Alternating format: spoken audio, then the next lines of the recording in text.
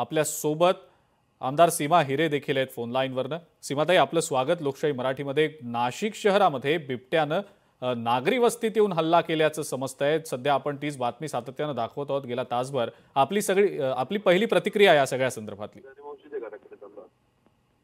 आज नाशिकमध्ये वन विहार कॉलनीचे बिबट्याने हल्ला केलाय का कर्मचाऱ्यावर। दुपारी बिबट्या एका घरात शिरलेला होता आणि त्याला पकडण्याकरता हे कर्मचारी मेहनत करत होते, पण एवढ्यात त्यांच्यावर हल्ला झालेला आहे। मला वाटतं कर्मचाऱ्यांची देखील सुरक्षितता ही महत्वाची आहे, कारण हे ऑपरेशन करत असताना त्यांना जीव धोक्यात घालावा लागतो बऱ्याच वेळेला।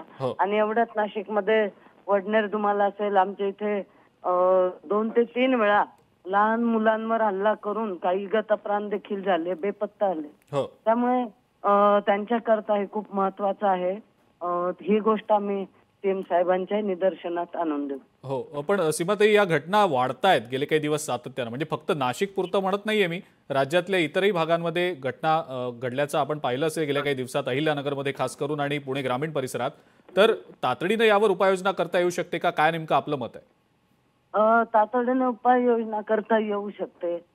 त्याकरता वन अधिकारी यांना बोलवून त्यांच्या काही उपाययोजना करता येतील त्याबद्दल सविस्तर चर्चा करून घेऊया। आणि त्याचबरोबर सीएम साहेब यांच्याही लक्षात आणून ज्या पद्धतीने आता जुन्नर मध्ये त्यांनी मंत्रिमंडळात निर्णय घेतलेला आहे, आताच मागच्याच आठवड्यात मंत्रिमंडळाची बैठक झाली, त्यामध्ये त्यांनी जुन्नर करता जवळपास 11 कोटीचा निधी मंजूर केला की तिथे या उपाययोजना करता। त्या दृष्टीने नाशिकमध्ये काही करता येईल यासाठी आम्ही सर्वजण त्यांच्याशी संपर्क करूया। नक्कीच। आणि सीमाताई, एक शेवटचा प्रश्न, म्हणजे या काही दिवसात तुम्ही बोलालच वरिष्ठांशी, कदाचित मुख्यमंत्र्यांशी देखील बोलाल, पण आगामी हिवाळी अधिवेशनात हा मुद्दा नाशिक पुरता तरी तुम्ही मांडाल का सभागृहात? त्याबद्दल पाठपुरावा आपला असेल का? हा मुद्दा फक्त माझ्यासाठीच नाही, संपूर्ण नाशिककरांसाठी अतिशय जिव्हाळ्याचा मुद्दा आहे। आणि घरातल्या व्यक्ती त्यामुळे गेलेल्या आहेत, त्यामुळे निश्चितच हा मुद्दा आम्ही अधिवेशनात घेऊ। आता मी त्या जागेवरच पोहोचते आहे जिथे बिबट्याने हल्ला केला, त्या स्थळावरच मी आता 1 मिनिटात पोहोचते। ठीक आहे सीमाताई, खूप खूप धन्यवाद। आपण लोकशाही मराठीशी बोललात आणि प्रतिक्रिया दिलीत त्याबद्दल। भाजपच्या आमदार सीमा हिरे होते आपल्यासोबत फोन लाईनवरनं, आणि त्या देखील म्हणतायत की हा मुद्दा अत्यंत गंभीर आहे आणि केवळ नाशिकसाठी नाही तर राज्यातल्या बहुतांश भागांमध्ये हा मुद्दा गंभीर बनत चाललाय। आणि याच अनुषंगानं हा मुद्दा आगामी अधिवेशनात निश्चितपणे आपण उठवू असं सुद्धा